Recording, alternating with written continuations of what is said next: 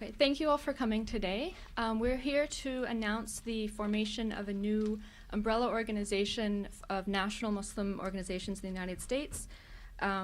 It's called the U.S. Council of Muslim Organizations. As you can see, we have a lot of speakers today. They're going to each give just a very brief statement, and then we'll have time for a few questions at the end. And because there are so many speakers, we'll go pretty quickly to one-on-one to give everyone an opportunity. The first speaker is Osama Jamal, and he is the Secretary General of the U.S. Council of Muslim Organizations. Thank you. Bismillah ar-Rahman ar-Rahim, in the name of God, the merciful, the compassionate.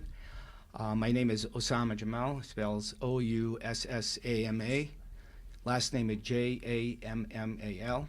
I'm the Secretary General of the U.S. Council of Muslim Organizations. First of all, thank you, members of press, for coming and joining us here today at this press conference. We are here to announce the formation of the National American Muslim Organizations Get-Together, and this is the announcement that has been long been awaited for by the Muslim American community. We're delighted that these major organizations get together in response to the aspirations and hopes of the American Muslim community to have a voice and an umbrella organizations. So we are announcing the formation of the U.S. Council of Muslim Organizations. It's an umbrella group that will serve as a representative voice of the Muslim as that faith community seeks to enhance its positive impact on society. This National Council its purpose is unifying Muslims in the United States, which has been long-term a dream and objective. And the goal of the U.S. Council of Muslim Organizations is to help strengthen relationships among the member organizations in order to better serve members of the community as well as our nation. One of the first projects the U.S. Council of Muslim Organizations will do is to have a census, a project, and this census project will be announced as we have the teams working on this project. And the whole purpose of this is really to get the to build a Muslim citizenship rights by conducting this census. And the American Muslims in this census will create a database that will be used to enhance political participation in upcoming elections. So we are delighted to announce the names of those organizations, the founding members of the council, the Muslim American Society, the Islamic Circle of North America, Council on American Islamic Relations, and Ministry of Warithuddin Muhammad, Imam Warithuddin Muhammad, the Mosqueers, and the Muslim Legal Fund of America, and the American Muslims for Palestine, and the Muslim Ummah of North America as the founding members. And we are also joined by the Muslim Alliance of North America, and as well as the American Muslim Alliances. And we have, since we have released our news in the media advisory, we have joined by other organizations as well, mosques in local communities. So that testifies on its early days the interest of the community to join and to celebrate something that they have been looking for quite some time. I would like now to introduce our moderator here with the rest of our groups here, that they will make their statements for the U.S. Council.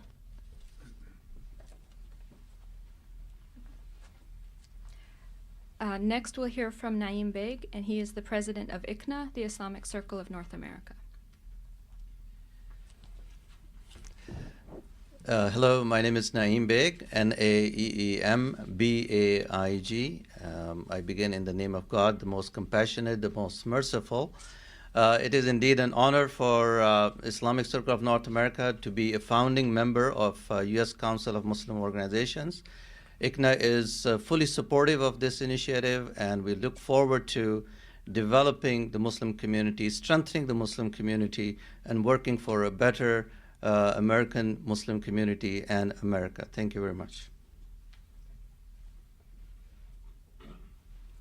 Next, we'll hear from Nihad Awad, the Executive Director of CARE, the Council on American Islamic Relations.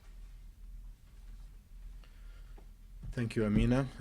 Likewise, CARE, the Council on American Islamic Relations, is proud to join this historic organization because today is a historic one.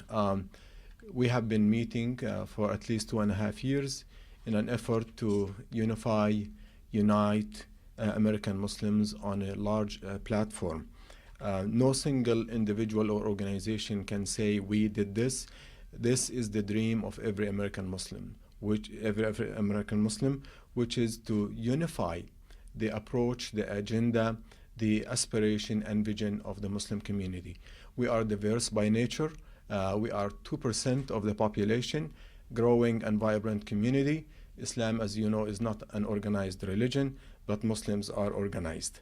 And we need a platform to coordinate, to communicate, and unify our vision on critical issues, both to the Muslim community and the society at large. And this is, as Osama said, an awaited day. And we have been working together, so it's a work in progress. People can say, why this, why that? We are open to ideas, to criticism, but this, what you see in front of you, is a historic moment because behind it there have been historic efforts. In the past, many people tried to unite on a limited agenda. This is a broad agenda for the American Muslim community. And it's a great honor for all of us to be part of this moment, to turn a new page for the Muslim community.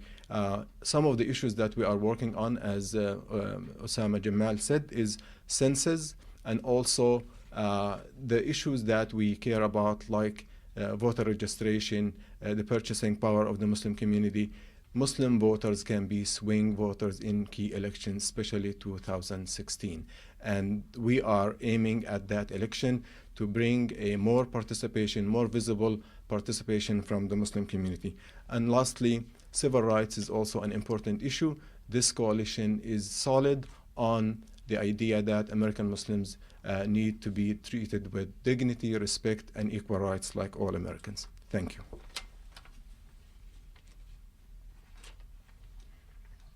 Next, we'll hear from Mazen Mukhtar. He's the Executive Director of MAS, the Muslim American Society.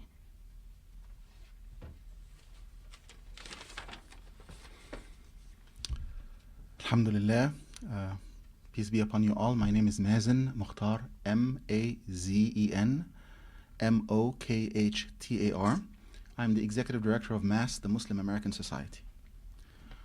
Alhamdulillah, I thank God for His boundless grace and for the opportunity to address you today on this historic day. It's long been a dream of Muslims in the United States to be more unified, to have a stronger voice, and to contribute more effectively to society. So out of a commitment to the universal principles of Islam, a determination to have a deep and lasting impact on society, a deep and lasting positive impact on society, on Muslims and people of other faiths, and out of a desire to give Muslims a greater voice, MAS, along with 7 other major American Muslim organizations, have come together to fulfill the dream and to form the U.S. Council of Muslim Organizations, a council meant to empower its member organizations and all Muslims, reaching out to Muslims and people of other faiths, to nonprofit organizations, to interfaith partners, to the press, to the media, and to our elected representatives for the benefit of society. Thank you.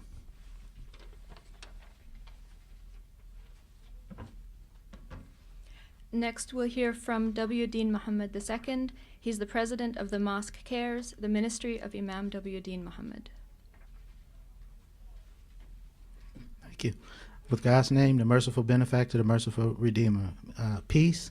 Assalamu alaikum. My name is Wadathuddin Muhammad. I'm the son of the late leader, Imam Wadathuddin Muhammad, who also is better known by many U.S. citizens as Wallace D. Muhammad, the son of the late leader and builder of the Nation of Islam, the Honorable Elijah Muhammad. And Imam Wadathuddin Muhammad raised me as a Muslim, as Muslims practice Islam all across the world. His leadership began in 1975, and I feel necessary to give a short history because there's such a stark difference between the Nation of Islam and as Muslims practice all around the world. My father actually sent me to Montessori schools up until the time his father passed, and when he was in leadership, and so I always had an Islamic curriculum in school, and the nature of our religion is, the vision is one humanity, one community, one ummah. And the U.S. Council, I'm very proud to be a part of it, and I'm excited about it, mainly because this reflects the life that I was raised in, that Muslims and many American citizens know us as being an organization that is grassroots and that cared about the communities. There was a lot of like a satire surrounding the Nation of Islam movement, but we're known for taking care of the community and being active and being independent in business and unity, and now we have such a broader and a greater vision in Islam. Has always been the foundation of this personality that we've had, and I feel like this is a new birth for us as a community to join the family of Muslims as and as U.S. citizens.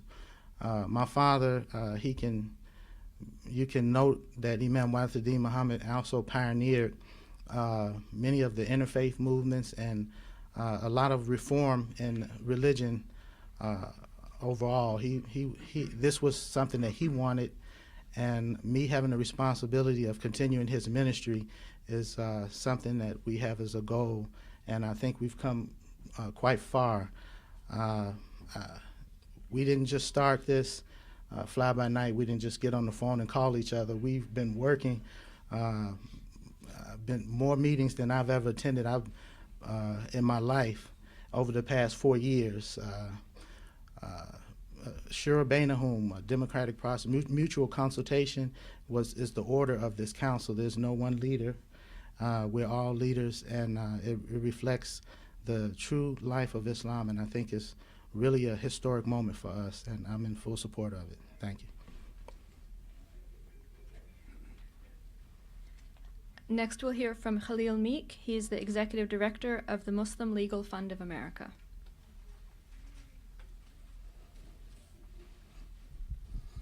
Bismillah ar-Rahman ar-Rahim. In the name of God, most gracious, most merciful. Assalamu alaikum. I am Khalil Meek, Khalil, last name Meek, M-E-E-K. I'm the current Executive Director and one of the founders of the Muslim Legal Fund of America. Today I'm honored to be here as part of a historic milestone for the Muslim community. God willing, this formation of this council will help to serve the American Muslim community, to increase its contribution to our society, to share in our ideas, our values and principles, to participate more effectively in our nation's political dialogue, and to have a positive impact on the issues facing society. The Muslim community is one of the most diverse communities, if not the most diverse religious community in America. And we have a vast amount of resources and education and principles and values that we want to share with this great country. We want to contribute, and we hope this platform is the beginning of that opportunity to better serve and to unite our voice for the benefit of all. Thank you. Next, we'll hear from Imam Mahdi Bray. He is the National Director of the American Muslim Alliance. Bismillahirrahmanirrahim. In the name of Allah, most gracious, most merciful, on behalf of the American Muslim Alliance, AMA, I'm happy to be here. Very, very happy to be here to see this, what I would call historical evolution of more development of the Muslim community in America. Let me say that I fully support this initiative, and we fully support this initiative. and hoping and knowing and convinced that we will indeed, through this council, build bridges of understanding, as well as we will develop the type of civic gravitas that will be invoked and invigorated by social and economic justice for everyone. Let me just conclude very quickly. It seems like in Washington, the thing now is to quote Dr. Seuss.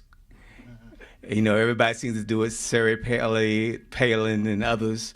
But I will just say to the council, to this distinguished body of Muslim organizations that are gathered, from Dr. Seuss, from the wonderful book that you're on your way. And it goes, whether O'Shea, Malachi, or Bray, today is your day. Get on. You are indeed on your way. Thank you.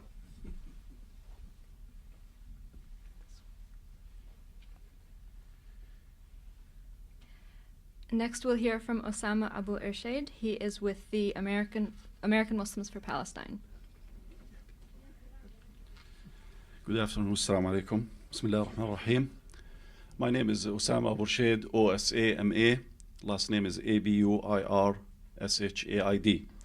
And on behalf of the American Muslims for Palestine, I'm proud to stand here with my colleagues as we announce the beginning of our efforts to organize and unify the millions of Muslims who live, work, and are a part of the social fabric of the United States of America, a country singular among all the nations of the world because of its strong immigrant history and our pride in the fact that we are the melting pot of ethnicities, religions, and nationalities. Together, we are what makes America strong. Muslims have lived in this country for hundreds of years, albeit in small numbers. Today, however, we are a growing demographic, numbering in the millions, and it is time to organize ourselves so that we can fully participate productively and efficiently in the political process. Muslims in the United States come from countries around the world. We are naturalized citizens and we are American born and bred. We come from a multitude of ethnic backgrounds and we are African American, Latino American, and white Americans. Advertisers have started to recognize that American Muslims' buying power tops $170 billion, a significant number to be sure, but we want to be more than consumers in this country. We want to fully participate and engage in the civic process. We also want to ward off the evils of bigotry and Islamophobia and begin to define ourselves instead of allowing others who don't understand us, who fear us, and even hear us, tell us how we should live and worship in this country. We fully hope the U.S. Council of Muslim Organizations will be a unifying voice for our faith community and that it will help to engage the millions of American Muslims in the political process. Bringing American Muslims into the political process and taking our rightful place in public discourse, which is what we as AMP with the U.S. Council of Muslim Organizations intends to accomplish, can only enrich American foreign policy and enrich our domestic policy as well. We look at ourselves as a bridge between the United States as American Muslims and between the Muslim world. So we at AMP are proud to be part of this positive process that will help strengthen our faith community as it remains woven within the threads of the beautiful and diverse tapestry that is the United States of America. Thank you.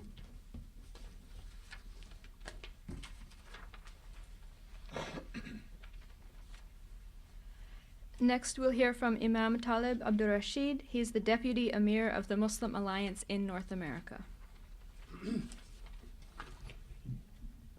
Assalamu alaikum and good afternoon. On behalf of the President of the Muslim Alliance in North America, Imam Siraj Wahaj, we of MANA, the Muslim Alliance in North America, we want to thank Almighty God, Allah, for the opportunity to join these esteemed fellow representatives of national Muslim, social, political, and civic bodies in announcing the formation of the U.S. Council of Muslim Organizations. We believe that this particular manifestation of our shared commitment to operational unity will benefit the nation as a whole and Muslim citizens in particular. Various studies by many parties over the years has generated controversy as to the number of Muslims in this nation, often due to a lack of understanding as to the uniquely varied constituencies of Muslim Americans. As representatives of the leadership of those constituencies, our logic tells us that the conducting of a census of American Muslims to create a database that will be used to enhance Muslim political participation in upcoming elections is a critical, practical step toward the exercise of our faith community's civil and human rights in American society. The passage of three landmark pieces of legislation, the 1964 Civil Rights Act, the Voters' Rights Act of 1965, and the Immigration Act of 1965, changed the United States of America forever. The Immigration Act opened the country's doors to African, Asian, and so-called Middle Eastern immigrants.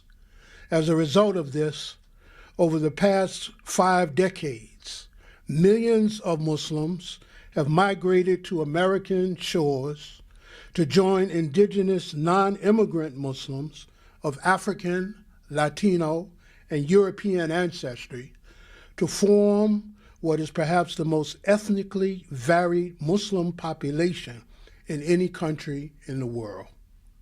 The current political landscape of the nation is one in which the issues tied to these very same pieces of legislation, namely civil and human rights, voting rights, and immigration laws and policies, are hot-button topics of discussion and sources of political controversy and struggle.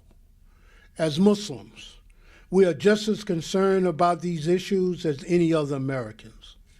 We're dedicated to securing and defending Muslim entitlement to room in what the late Imam Wafiddin Muhammad called America's shared freedom space. Allah willing, the formation of USCMO will provide an effective tool towards that end. We pray for success. Ameen. And this is Imam Talib, capital T-A-L-I-B, Abdur Rashid, A-B-D-U-R hyphen, capital R-A-S-H-I-D. Thank you. Our final speaker is Mahtabuddin Ahmed. He is the Director of Community Affairs of the Muslim Ummah of North America. Assalamu alaikum. Peace be upon you. Sorry. My name is Mahtabuddin Ahmed, M-A-H-T-A-B-U-D-D-I-N, and last name Ahmed, A-H-M-E-D. I am Director, Muslim Ummah of North America Community Affairs Department. Muslim Ummah of North America is a national organization which conducted its activities through its U.S. chapters and sub-chapters in more than 22 states. We strive to organize Muslim involvement in social, religious, and civic activities throughout the nation.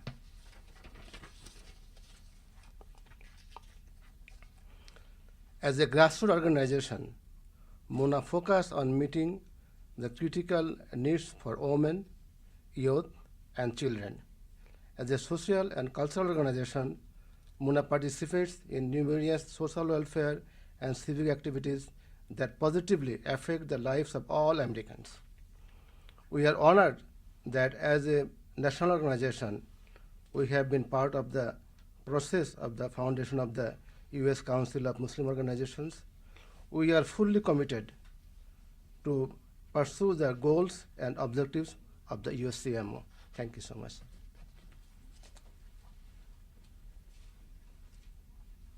Okay, now we'll open up the floor to some questions, and please state your name and affiliation before you ask a question, and then after that we can go to one-on-ones.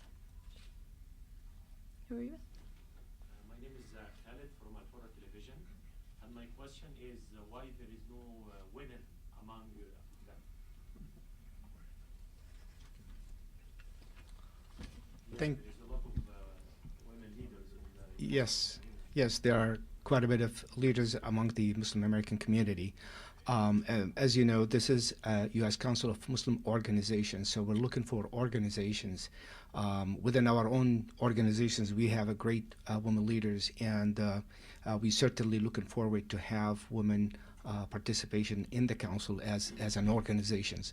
So we're not an individual organization, we are organization members, a council of organizations. So we're looking forward, and we're reaching out, and we are encouraging those organizations to come forward and be part of the council. Actually, we have quite a bit of the priorities for the U.S. councils. I can state that we are to build for empowering women by developing and supporting their leadership skills, seeking appointment of Muslim women to leadership positions, and also involving women at all levels of our community or organizations and expressions. Did you invite any of them? We did reach out to many organizations. As I said, this is a council in the process, and so we're looking forward to have them. Marwan Ahmed with the Arab American Voice newspaper. Are all major Muslim organizations represented here today? Well, there are quite a bit of American Muslim organizations across the country. Those are the founding members, basically those of national impact with chapters and offices around the country. So those are, you can consider the true grassroots organizations. We are reaching out to every organization, and invitations been extended. Many organizations are discussing this within their boards. Again, this is a process that we require each organization to discuss that with their own board and have a voting on part of their organization to join the council, so that it's not an individual joining, but it is an organization decision.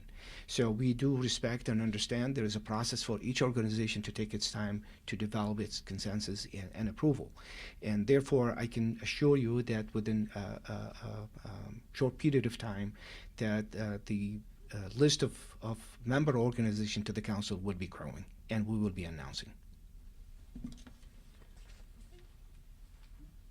Are there any other questions? Yes.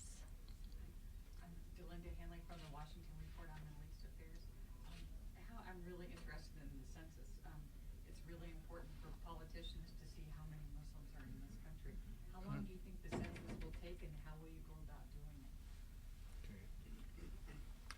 Well, to be sure, we have been part of a national project, Faith or Religion in America. And most of our organizations participated in the year 2000 and the year 2011. And it was a guesstimate about the number of of Muslim Americans. So we wanted to do a census to be accurate or more accurate than the previous numbers. American Muslims, because they know themselves and they have access to their mosques, came up with the number of 7 to 8 million. Opponents of the Muslim community shut down the number for political reasons to 2.5, 2 million, and sometimes even people said 500,000. So we decided through our collective effort to conduct a census project. We do not know exactly how much time it will take, but we hope that by the year 2016, we will have a clear idea about the number of American Muslims, their distribution, their resources, their potential. And as you said in the question, it has a potential political presence and effective ability to organize itself, in addition to its buying power and knowing ourselves. The whole idea is from this, as many of the esteemed speakers said, American Muslims through this platform, through the U.S. Council of Muslim Organizations, are going to tell their own story and are going to define themselves through their own reality. And a platform like this, we believe, is going to be representative of the reality of the Muslim community. Are there any last questions? Mhm. As you all know, there is like a division among the Muslim community here in America in terms of political issues in and out of the United States. Some people with or against Muslim Brotherhood, some people with or against Arab Spring. So are you going to handle these issues as well with them?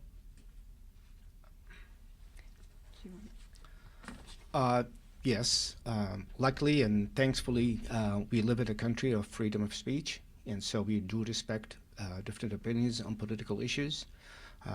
And so this will entail discussions, and each individual organizations have their own position on different issues. The council, when it comes to have a position that will be subject to discussion, it's a council, as you can recognize, and so it will go through the process of discussion and consensus building on positions. But our purpose, first and for all, is the unity of the Muslim community in the United States on the issues that tackle our own very lives.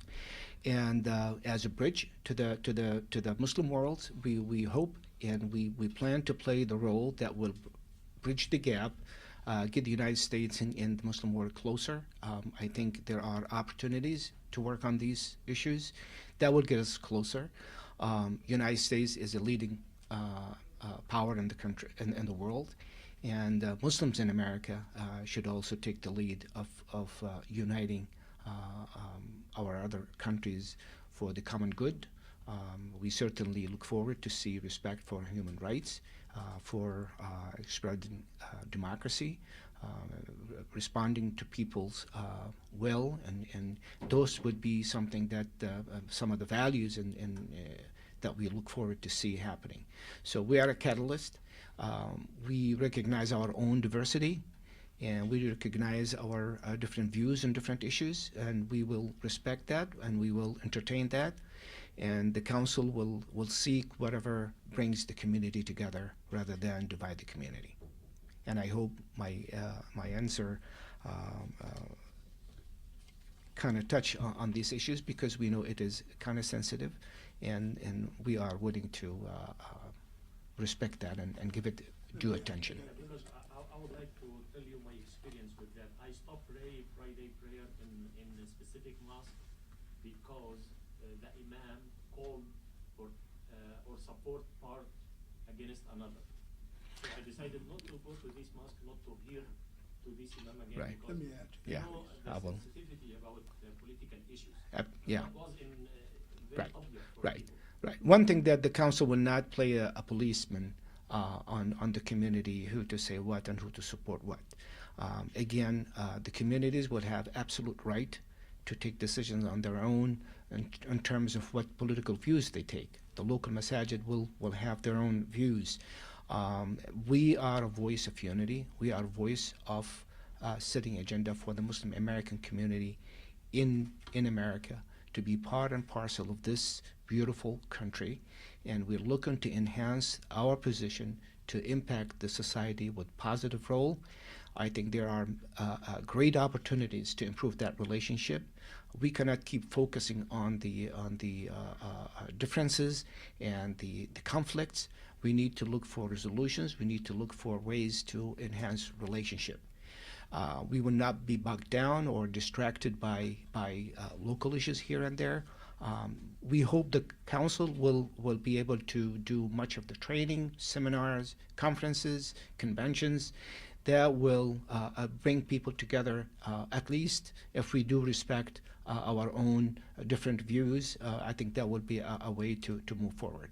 And that is not just between communities, but even between countries. Yes, just to add to that, as someone who represents a constituency that has no source overseas, let me caution us in the Muslim community against seeing ourselves as being a, quote, divided community as opposed to a community of diverse opinions. One of my rabbi friends back in New York City told me a long time ago a little joke that the rabbis tell, that they say that whenever you have 5 rabbis in a room, there are 6 opinions. And so, this idea that, we're divided, other people are not. No, we're diverse. The Muslim community in America is no more monolithic than the Christian or the Jewish communities in America are. And there are challenges to being in a country and an environment that is as varied and diverse as this one. So one of the reasons, these organizations that are standing here, we have been, as our brother Nihad said, we've been struggling for some time trying to find ways to come together. It's not just a political challenges, they're ethnic challenges, they're social challenges, they're economic challenges. This is what it means to be an American. So we hope to be able to address these challenges in our own way from our platform of shared commitment. I think we'll go ahead and wrap it up now. All of the representatives here will be available for one-on-one, and thank you all for coming.